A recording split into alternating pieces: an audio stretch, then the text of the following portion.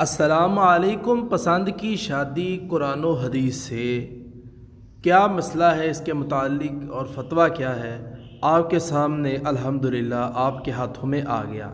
اگر کوئی کہے مجھے اس لڑکی سے پیار ہے، میں اس سے شادی کروں گا، کیا یہ جائز ہے؟ فتویٰ ولی کامل حافظ عبد المنان نور پوری رحمۃ اللہ علیہ رحمۃ واسعہ، ان کا فتویٰ الحمدللہ ان کی کتاب کے اندر موجود ہے، اور میں نے وہاں سے اٹھا کے آخر کے اوپر لگا دیا ہے۔ عنقریب وہ آپ کے سامنے آ جائے گا۔ بالکل مختصر فتویٰ ہے، انشاءاللہ آپ کی بات سمجھ میں بھی آئے گی۔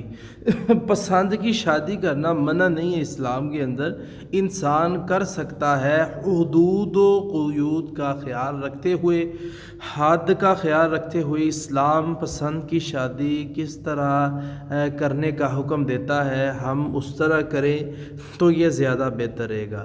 اگر ہم حدود کے اندر رہتے ہوئے شادی کریں اور اس کے لیے دعا کریں، اگر کسی لڑکی کے متعلق اسلام کی حد میں رہتے ہوئے، تو ہماری دعا بھی قبول ہوگی اور ہمارا کام جلدی بن جائے گا انشاءاللہ۔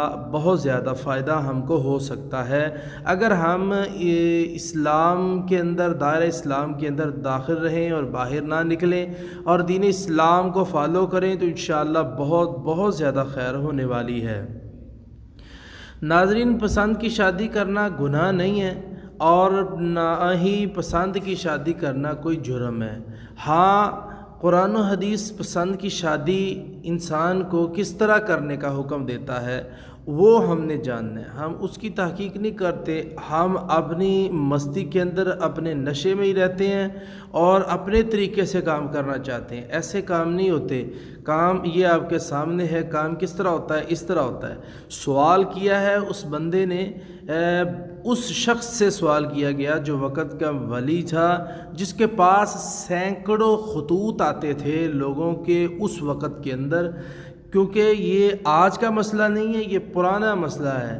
اس وقت خط آتے تھے کہ جی ہمیں یہ مسئلہ بتائیں، قرآن و حدیث کی روشنی میں اس کا حل کیا ہے، تو وہ حل ماشاءاللہ حافظ صاحب دیا کرتے تھے، اور وقت کے بہت بڑے ولی تھے، ولی کامل تھے، حدیث کو جانتے تھے، قرآن کو جانتے تھے، فتویٰ دیتے تھے۔ یہ سوال آپ پڑھیں، اگر کوئی یہ کہے کہ مجھے اس لڑکی سے پیار ہے اور میں اس سے شادی کروں گا، کیا یہ جائز ہے؟ خود یا اپنے باپ کے ذریعے اس لڑکی کے ولی سے بات چیت کرے، اگر لڑکی کا ولی راضی ہو جائے، بشرطے کہ لڑکی بھی اس نکاح پر راضی ہو تو فابیہا، ورنہ اس لڑکی سے محبت لگانا، اس کے ساتھ بات چیت کرنا جائز نہیں ہے۔